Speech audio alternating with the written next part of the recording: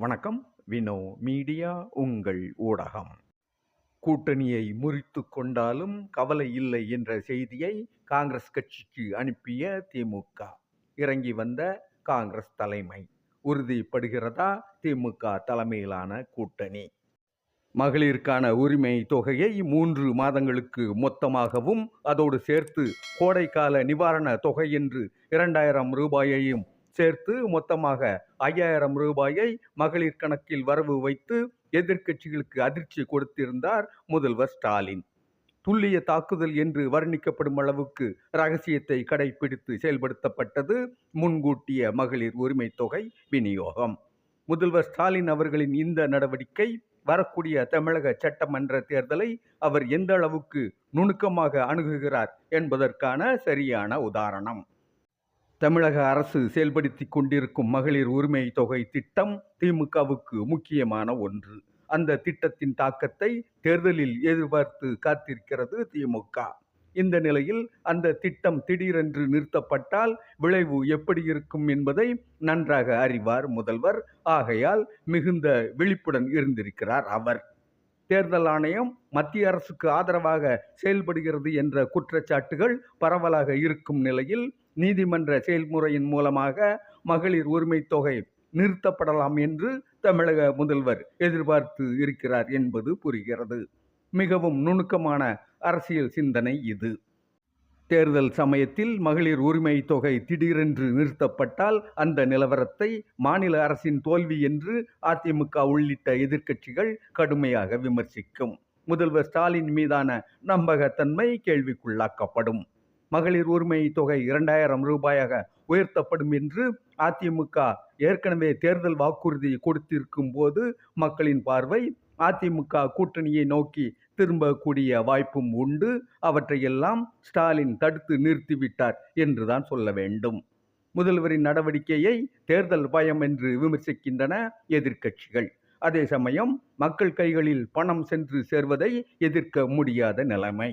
ஆகையால் அடக்கி வாசிக்க வேண்டிய நிலைமைக்கு தள்ளப்பட்டிருக்கிறது தேசிய ஜனநாயக கூட்டணி. இந்த நேரத்தில் மகளிருக்கான பண விநியோக திட்டத்தை நல்ல திட்டம்தான் என்று சொல்லியிருக்கும் காங்கிரஸ் கட்சியின் பிரவீன் சக்கரவர்த்தி அதோடு சேர்த்து இந்த மாதிரியான திட்டங்கள் மட்டுமே வெற்றியை தேடி தந்துவிடும் என்று நம்புவது மூட நம்பிக்கை என்று சொல்லி திமுகவை சீண்டினார். அவருடைய கருத்தினை ஒரு வகையில் சரி என்று ஏற்றுக்கொள்ளலாம். வெறுமனே மகளிர் உரிமை தொகையை முன்கூட்டியே விநியோகம் செய்வதால் மட்டுமே ஒரு கட்சியின் ஆட்சி மறுபடியும் வெற்றி பெற்றுவிடும் என்று சொல்லிவிட முடியாதுதான். ஆனால் இங்கே ஸ்டாலின் தலைமையிலான அரசு மீண்டும் ஆட்சிக்கு வருவதற்கு மகளிர் உரிமை தொகையை மட்டும்தான் நம்பிக்கொண்டிருக்கிறதா என்று கேட்டால் நிச்சயமாக இல்லை. மகளிருக்கான விடியல் பயண திட்டம், மடி கணினி திட்டம், மாணவர்கள் காலை உணவு திட்டம், புதுமை பெண் திட்டம் என்று பலவற்றையும் நம்புகிறது திமுக. கூடவே கூட்டணி பலத்தையும் வெகுவாக நம்புகிறது. இங்கேதான் பிரவீன் சக்கரவர்த்தி தெரிவித்த கருத்துக்களின் பின்னணியில் இருக்கும் எண்ண ஓட்டம் வெளிப்படுகிறது.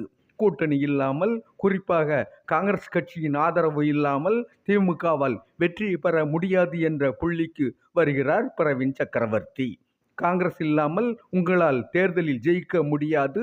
ஆகையால் எங்களுடைய நிபந்தனைகளை நீங்கள் ஏற்றுக்கொள்ளத்தான் வேண்டும் என்ற புள்ளியில் நிலை கொள்கிறார் பிரவீன் சக்கரவர்த்தி.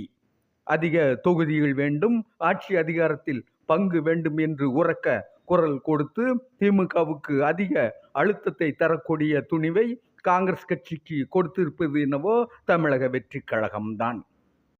காங்கிரஸ் கட்சியின் முக்கிய தலைவரான ராகுல் காந்தி அவர்களுக்கு நெருக்கமானவராக அறியப்படும் பிரவீன் சக்கரவர்த்தி அதற்கு மேல் தமிழக அரசியலில் எந்தவித முக்கியத்துவத்தையும் பெற்றவர் இல்லை.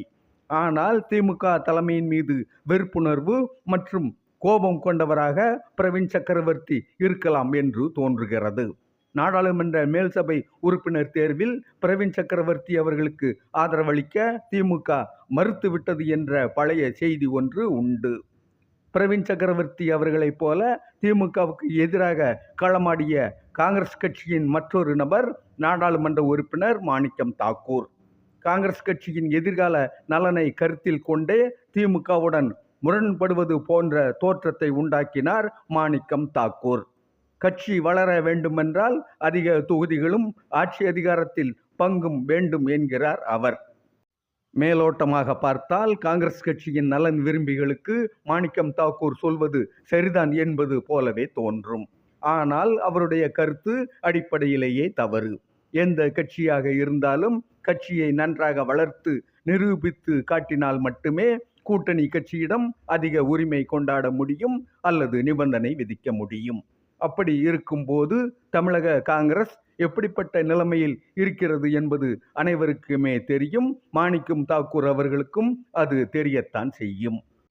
அப்படியென்றால் அவருடைய உரிமை குரலுக்கு பின்னணியில் இருப்பது வெறும் மிரட்டல் மட்டுமே. காங்கிரஸ் கட்சிக்கு இருக்கும் சிறிய அளவிலான வாக்குகள் இல்லாமல் திமுகவால் வெற்றி பெற முடியாது என்கிற மிரட்டல். அதோடு காங்கிரஸ் கட்சியினருக்கு மரியாதை இல்லை என்று தொடர்ந்து சொல்லிக் கொண்டு வருகிறார் மாணிக்கம் தாக்கூர். நாடாளுமன்ற உறுப்பினராக அவர் இருந்தும் கூட திமுகவினரால் மதிக்கப்படுவதில்லை என்ற கசப்புணர்வு அவருடைய மனதில் இருக்க வேண்டும் என்று தோன்றுகிறது. ஆனால் ஒரு தேசிய கட்சி தனி நபர்களின் பாதிப்பு அல்லது விருப்பங்களின் அடிப்படையில் செயல்பட முடியுமா என்ற கேள்வி இங்கே பிரதானமாக இருக்கிறது. அப்படி செயல்பட முடியாது என்பதுதான் அந்த கேள்விக்கான பதிலாக இருக்க முடியும்.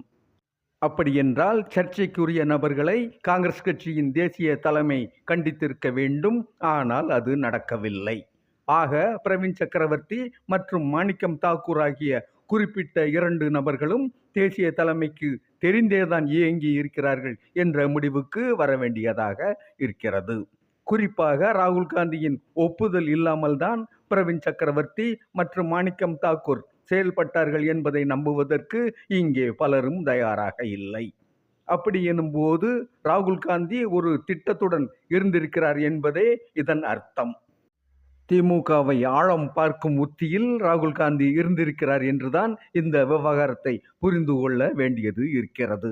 திமுகவை வளைத்து பார்க்க முடியுமா என்ற பரீட்சை நடத்தப்பட்டு குறிப்பிட்ட எல்லையை தொட்டதும் தற்போது தேக்கத்தை அடைந்திருக்கிறது விவகாரம்.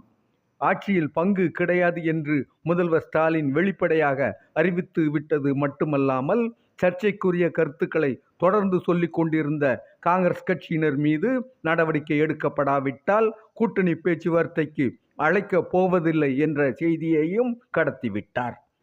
ஆகையால் கருத்து மோதல்களுக்கு முற்றுப்புள்ளி வைக்க வேண்டிய நிர்பந்தம் காங்கிரஸ் தலைமைக்கு ஏற்பட்டுவிட்டது.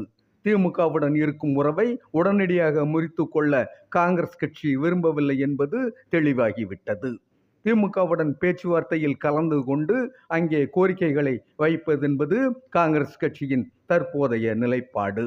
ஆனால் ஆட்சியில் பங்கு இல்லை என்று முதல்வர் ஸ்டாலின் அறிவித்து விட்ட நிலையில் அவர் தனது முடிவிலிருந்து இறங்கி வர போவதில்லை.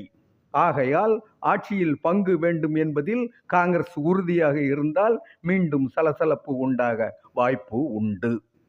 திமுக தலைமையிலான கூட்டணியில் காங்கிரஸ் நீடிக்க போகிறதா இல்லையா என்பதை தீர்மானிக்க போகும் இடத்தில் காங்கிரஸ் கட்சியின் டெல்லி உயர்மட்ட தலைவர்கள்தான் இருக்க போகிறார்கள். பேச்சுவார்த்தை சுமூகமாக நடந்து முடிந்து கூட்டணி நீடிக்க போகிறதா இல்லையா என்பதை பொறுத்திருந்து பார்ப்போம். நன்றி, வணக்கம்.